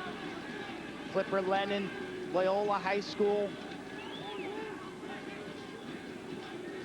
And here's our official attendance, 18,694, just shy of that 1987 Johns Hopkins Maryland game. So Quint, you get to keep your record. Wow. That was a time when the University of Maryland was dealing with the death of Len Bias. It was about 2 years later, I believe. And Maryland's lacrosse team was undefeated. They captured some magic that spring, and the entire student body really fell in line. 4 saves with a pipe now, Quint. Harrison rattles that one off the near post. Hedler running for his life. Dangerous pass over the middle. This is a key ground ball, and it's going to go to Johns Hopkins, scooped up by Kevin Boland. Navy trying to ride hard. It's on the ground again. This time Navy comes up with it. This is Joe Fossey coming back to pick up a key ground ball, giving Navy possession with under 10 minutes remaining in a 2-goal game.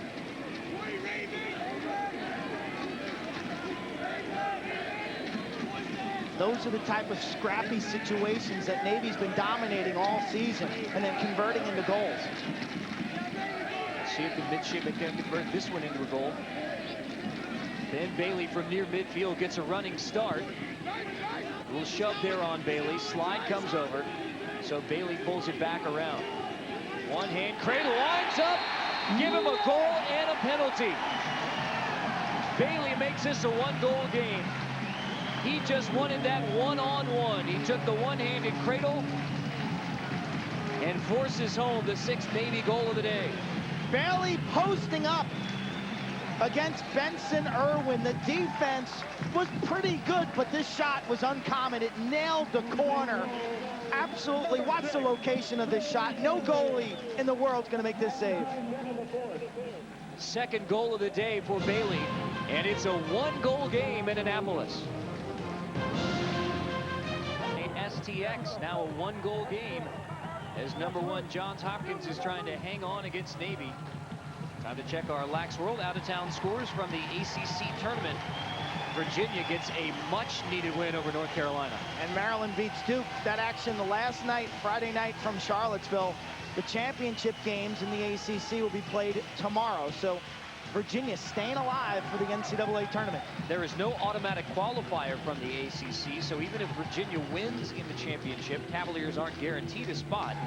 But I think if you're the defending national champs, you play a tough schedule and you get some key wins late. UVA has a pretty strong case. Well, the question for UVA was, were they going to get to 500 on their record? They needed to win that ball game. Another key face-off, and you can tell by the battle for this ground ball exactly what that means. Harden comes up with it off the wing. Talk about selling out on a ground ball. Brendan Looney, Steve Looney, Graham Gill.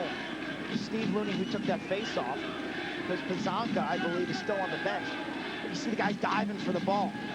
So if Pazanka's on the bench, that means that neither Johns Hopkins or Navy has its #1 face-off guy. Let's check in with Joe on the sideline for an update on Pazanka. Carter, Pazanka is the Iceman because of his, well, it looks exactly like Iceman in Top Gun, Val Kilmer. He's their best face-off guy, and they were working on his right leg, the back of his right leg, hamstring area. He likes the scrums off the face-off. He got injured in one of those in the 3rd quarter. Back to you. Thank you, Joe. Looks like he took a bad step and maybe hyperextended it, or just popped the hammy a bit. But Steve Looney had some success last year against Johns Hopkins as a face-off guy, and he took that last draw. So Looney has not taken a draw all season, practices his face-offs every day. He's renowned for his wing play, and here he is taking a big face-off late in the game. So he would be more the goose in that situation compared to the Iceman. Russell rolling all the way down to 10 yards out. Navy in an unsettled situation. Big stick check 10 yards away from the goal. Looney breaks free. On the crease, Looney finds Joe Bossy, and we are tied in Annapolis. Check after check after check. Steve Looney actually thought he lost this ball.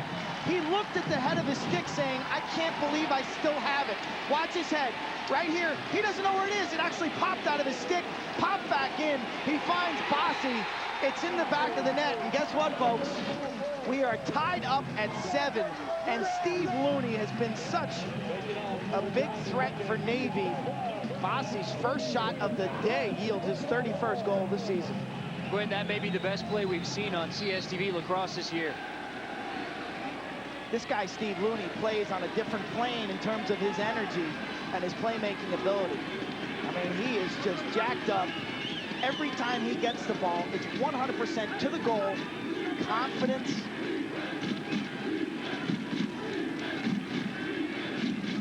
Tie game 7-7. Let's quickly check in with Joe on the sideline.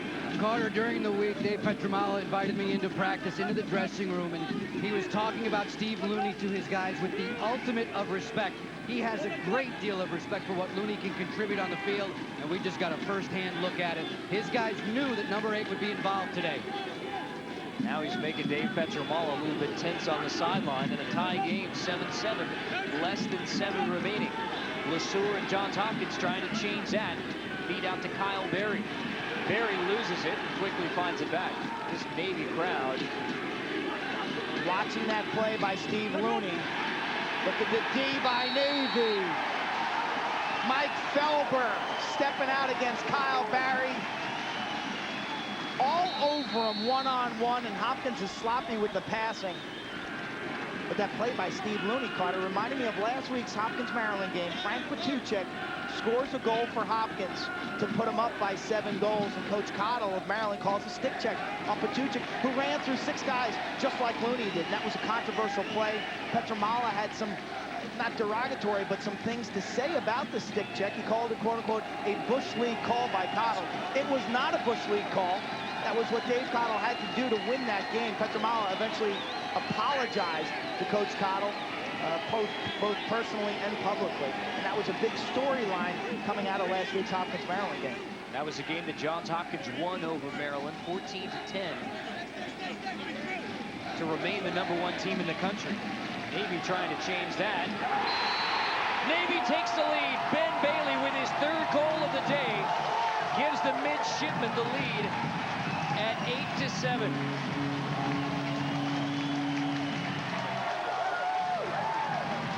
Nine goals on the year coming in for Ben Bailey, and now he has 3 against Hopkins. Coach Richie Meade sensed it. He told us in our conference call, he said Ben Bailey is finding his shooting form, and how right the coach was. He sensed that Bailey was ready to emerge. He's got the hat trick. Hopkins against the rope, and they call timeout. Timeout, Johns Hopkins. The Blue Jays trail by 1 in Annapolis. Off the face-off, Looney clearing for Navy. Looney to the wing. 1 extra touch pass. Goal! Joe Bossy found the back of the net. And what a dramatic turnaround from Johns Hopkins having an open look for Connor Ford to Bossy converting on the fast break chance. Bossy from Bersner, from Dingman, from Looney.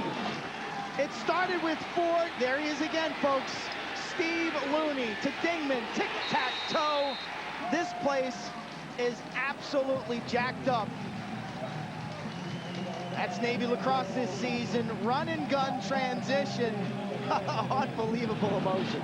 The 2 things that Navy has done well this year, play in transition and winning those 1-goal games, winning the close games. Another face-off win, though, for Braun, and Johns Hopkins' 2nd straight, as Pazonka is back in the face-off X for Navy. 5 minutes to go, Navy. Take a look at the trends right there. We've got 4 ties. Navy has now scored 4 straight goals after trailing 7-5. Remember, it was Connor Ford who scored that goal with 1 second to go in the 3rd quarter. Since then, it's been Bailey, Bossy, Bailey, and Bossy. Harrison trying to move in. How did he sneak that one in? Right over the top of Matt Russell to make it a 1-goal game again. Kyle Harrison has the hat trick. He was the man 2 years ago with the game winner when Hopkins beat Navy 7-6. Watch how this high motion, watch him jump, and that ball's just a rope that nails the far corner, just missing Russell's stick by about an inch. Dave Petromala told his guys in the huddle, stop hitting the post, only half jokingly. And Harrison just does sneak that one in under the high post, and now Harrison in on the faceoff.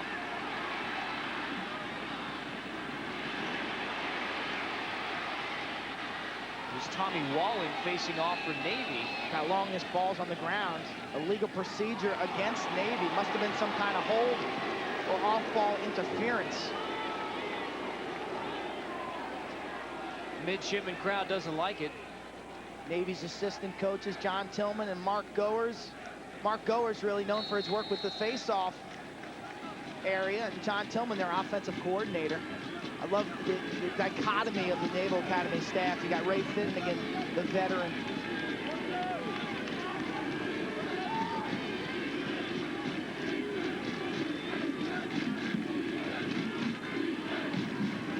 approaching 4 minutes remaining in a 1-goal game. Navy trying to beat Johns Hopkins for the first time since 1974.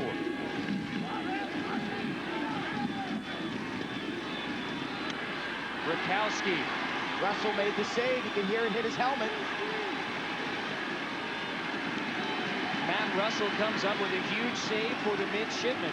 Navy trying to get another transition opportunity here. Coach Mead will use a timeout here.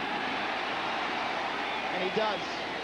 He called it, and then he didn't want it. That happens so often. But that was a possession-saving timeout by Coach Mead. Timeout called. Navy timeout. So the midshipman huddle with 3:32 remaining in a 1-goal game. Navy can tie a school record with its 11th win here. We'll listen in to Dave We're going to go with our defensive group. Okay, we're going to go with our defensive group. We may have to get a little aggressive. Okay, we may have to get a little aggressive. Scott, if I tap my head, I want to patch it. Okay? We got to play defense. I don't know if they're going to hold the ball here. They may try to hold it for the rest of the game. Okay? Be a little aggressive. Cover up the inside. No fouls. No fouls. Okay? We got to come, cover up, clear first time. Watch the offense where they set the pick. Do not. Heads too far. Understand? Fellas, there's 3:38 left. We're certainly still in this game, but we can't let them sit on the whole quarter. So be ready. Look to me. You want to go to Dingman if we can? Yeah, I would like you to go to Dingman if we can and send Tom the double. That means everybody will have to shut off if we go to Apache. Okay, right now they're gonna probably give the ball to 12, who's their best athlete, or 6 with a short. Be ready to pressure them, but don't panic right now. Understood? That's Dave Petramala, the Johns Hopkins huddle. Let's check in with Joe in the Navy huddle. Carter, it's like Dave Petramala has an ear into this Navy huddle, because the Navy offensive coordinator, Coach Tillman's talking about watching out for the double team, keeping the ball on the side. They want to milk the clock right now. They are not going to go to the goal quickly. They want possession, and they want width. They want good spacing in their offense, and they are very, very alert, waiting for Hopkins to double. Back to you. Both teams have 1 timeout remaining at the 2-minute mark. Navy will be asked to keep the ball in the offensive box. These lacrosse lines are the yellow lines, and the offensive box is at the 30-yard line. Take a look at Hopkins and the troubles that they've had playing on natural grass. 45 seconds typically is what the referees will give a offensive team, and then they'll warn them for stalling. Bailey, with 3 goals on the day, has the ball in his stick. Now back out to Billy Looney. Maybe using a 2-man play here on the wing. They've isolated Johns Hopkins short sticks, Matt Field and Benson Irwin. Billy Looney and Ben Bailey just playing catch back and forth. And trying to eat some clock. The other 4 Navy players are on the far side of the field. Bailey slips and falls. Loose ball picked up by Harnett and Johns Hopkins. Loose ball right in front of the cage, trying to cover up. 10-second violation. Smith has got to just send this. Goalie interference potentially coming up here, Quinn? No, I can't believe Penalty flag on the field. that the referee is going to give Smith an unsportsmanlike conduct, I believe. Or a slashing violation for throwing the ball intentionally at Ian Dingman. Let's watch. Right there, he hit Bossy. And that's a judgment call. Yeah. Penalty flag on the field. And Dingman waves bye-bye to Scott Smith, because he now has to come over to the penalty box, and it will be Jesse Schwartzman taking over in goal.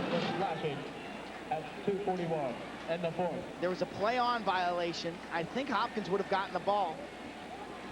And Smith throws the ball, looking to get the interference call. It's actually a smart play. He just overdid it. He throws it too hard and makes contact with Bossy in the head. Whittlesberger thought it was intentional, which is probably the right call. And so now we have the man-up advantage.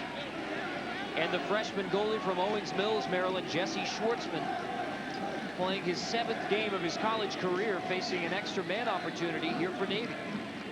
Midshipman will like to run this clock down, most likely, on the man up. Graham Gill gets a step, and then he pulls it back out. At the 2-minute mark, Navy's going to have to keep the ball in the offensive box, which will, actually, they're being warned for stalling right now. So they have to keep it inside the yellow lines. Dangerous pass. Deflected out of bounds, but the ball goes out of the box before it goes out of bounds, so it's Johns Hopkins' ball. Explain that call. I'm not sure. Navy's saying it's deflected. Ball's out of the box before it goes out of bounds. Huge call for Johns Hopkins, because now they can kill off the extra man, but just as importantly, the Blue Jays get the ball with 2:02 left in a 1-goal game. This is a tough clear right here. Surprised Kyle Harrison's not in the game to leg this ball out.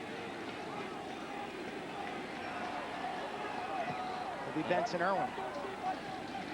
And with Scott Smith in the penalty box, Johns Hopkins is going to take some pressure off the freshman goalie Schwartzman. This is Schwartzman trying to help out on the clear here. Leaves that pass high. Pinto running for his life.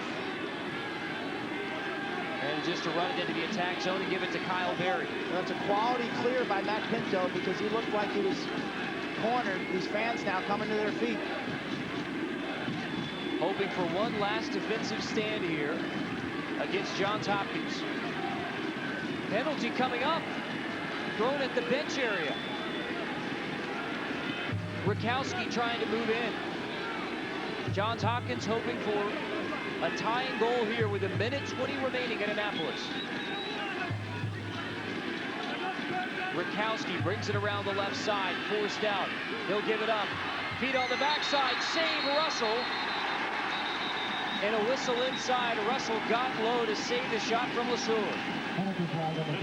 Maybe some kind of violation on the Navy bench. I think it was one of the assistant coaches yelling at the official.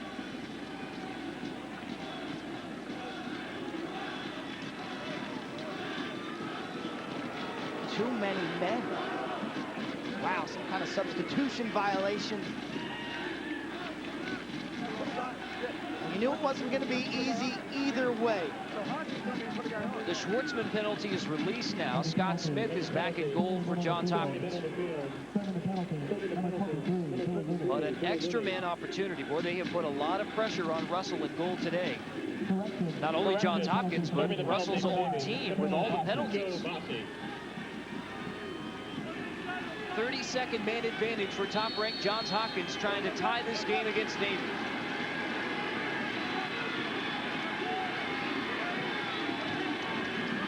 Connor Ford gets it over to Bolin, now back to Ford, top of the box. Kyle Berry with 17 seconds remaining on the man up.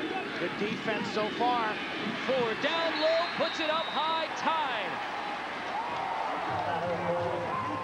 Even at 9 on the extra man. Costly penalty by Navy. Connor Ford, the Broncos got 4. Hopkins unofficially with 3 extra man goals. The location of this shot, it's Bolin to Ford, and he nails the near corner, that low to high motion, the elevator shot. Watch the stick head of Matt Russell. Let's see if the goalie who's played to it, let's see if he drops his stick. Yes, he does. He drops that stick, and Ford capitalizes the low to high whip shot. Connor Ford with the extra man goal ties this game at 9-9. A 2-goal Navy lead disappears in the final minutes. Look for a timeout here when Navy gets us on the other side of the midfield line. They don't call it. Looney dodging in, feet on the left side, Dingman forced out. And now with near 30 seconds left, the midshipman will try for a game-winning goal. They don't take the timeout. This is Dingman back of the cage. Dingman and Garvey. Got a double early here if you're Johns Hopkins. Look for Dingman to swing it when he sees the double team come. 10 seconds left. Dingman slips and falls. Garvey stick checking it. Dingman behind the cage, feet out high. One last chance for Looney. off the side of the cage. And that is the end of regulation. At the end of regulation, all time. Sudden victory overtime here at Navy Marine Corps Stadium. These fans, 18,000 of them, have been treated to an amazing Navy comeback. But Hopkins answered with Ford late. Even 9-9. Overtime coming up. Johns Hopkins and second-ranked Navy. Let's check our Lax World out-of-town scores. Some Ivy League action with Cornell. A huge overtime win over Princeton. Oh, you got to feel Cornell's a team of destiny. And then Georgetown beating UMass. Cornell now back-to-back weekends where they go into overtime. Excuse me, not overtime, but our game was basically overtime. 3 seconds to go. Here we go.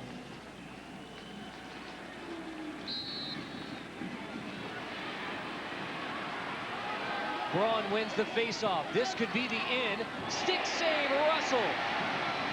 Stoning Kyle Berry, and we play on. Lou Braun popped the faceoff clean.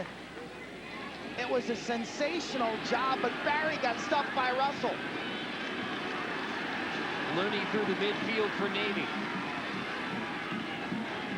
Petramala historically would call timeout on that faceoff victory, but Braun popped it so clean that he let it play out, and his All-American Barry was stuffed by Matt Russell. So Navy sets up.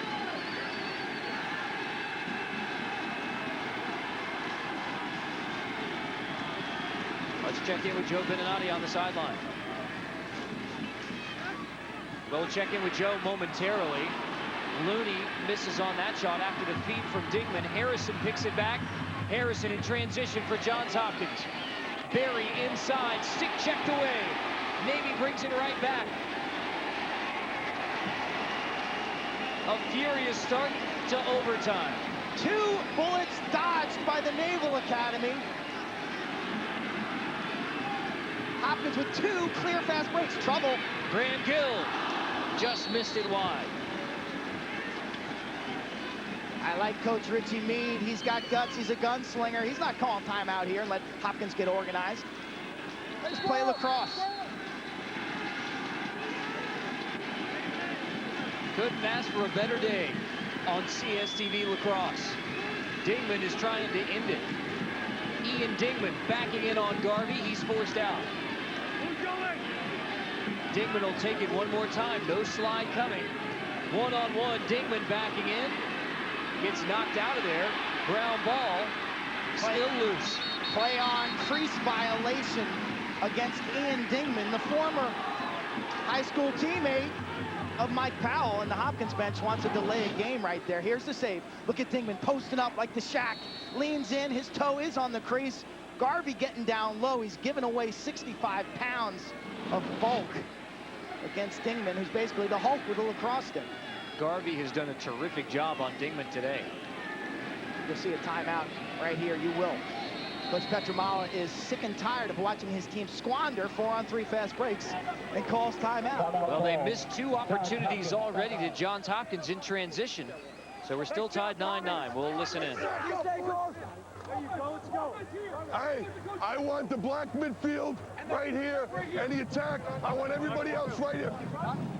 Just understand this. There's absolutely no transition. Understood? Okay, fellas, come on in here. Boys, let's go, sell out. High low. If the short is on Roop, we dodge with Roop. If the short is on Bow, we dodge with Bow. I want the opposite wing down. I want to follow. Hey, if we don't follow, then clear and come this way. Make sure we're in white. Hey, Lasour, you're going early. And make sure Barry's coming this way. Hey, patience. Keep defense in mind. That's Seth Tierney in the Johns Hopkins huddle. Let's check in with Joe in the Navy huddle. Carter, what else would you expect from Richie Meade? He looked his defense in the eye and screamed, fight hard, play with passion. Petramala moments ago looked at his guys and said, this is the moment you've been waiting for. The energy at field level, guys, is unreal. Energy all over this stadium is unreal. 9-9 between #1 Johns Hopkins and #2 Navy. We heard Seth Tierney talking to his guys. Talking? Screaming. What was he saying? They're just going to run their motion offense. The question was where the short sticks were going to line up. Rakowski draws a short, as does Connor Ford. So I think you'll see Matt Rakowski trigger the offense here, try to draw the double team. Rakowski draws the slide, feet across on the backside, whip on the pass to LeSueur. Russell is out of goal. Russell's out of goal. Johns Hopkins can't get a shot down while Russell was chasing it to the sideline. LeSueur fanned his right, but then he and Barry earned the ball back from Matt Russell, who was very aggressive on that loose ball. Harrison's been a hero late in Navy games for Hopkins.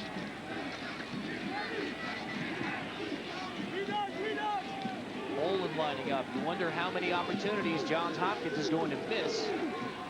You can count 3 of them in overtime. Olin feeds across, another missed opportunity as Rakowski leaves it wide. Rakowski to the far post. Not sure if Russell got a piece of that. He was shaking his hand, but there's Matt Rakowski. Let that rip. The tension. The tension. LeSueur brings a play back in for Johns Hopkins. If Navy wins, the midshipmen become the #1 ranked team in 2004, a year after they won only 6 games in 2003. They will snap 29 years of frustration. First, they have to get the ball back. Johns Hopkins with just 25 seconds remaining in overtime. Rakowski moves in. A goal wins it. Feed out to LeSueur. Navy collapses. Clock becomes a factor right here. Now Hopkins got to go to the goal. I'm not sure Rakowski understands how little time is left. Now he looks up, sees the clock, moves in, gets a step. Man falls down, feet across. Ford ends it. Connor Ford sneaks it below Matt Russell, and Johns Hopkins makes it 30 consecutive wins against the Naval Academy. Stunned silence here in Annapolis. Connor Ford's 5th goal of the game on a backside feed by Matt Rakowski. And for Ford, it was a magical shot. Just to catch the ball in traffic was hard enough. And out of a mass of bodies, Ford, with the little flick shot, puts the ball past the net. It was a tough play to read. Hats off to the Naval Academy lacrosse team. Look out for these guys in the NCAA tournament. And Hopkins somehow, again, finds a way to win. #1 Johns Hopkins survives with a 10-9 overtime win. The Blue Jays now 9-1 on the season. They end a 9-game winning streak by the Navy midshipmen. Let's take a look at this game-winning goal by Connor Ford. Tell you, these fans right here now giving both teams a standing ovation. But the replay, Rakowski pushing to the net. There's about 5 seconds to go.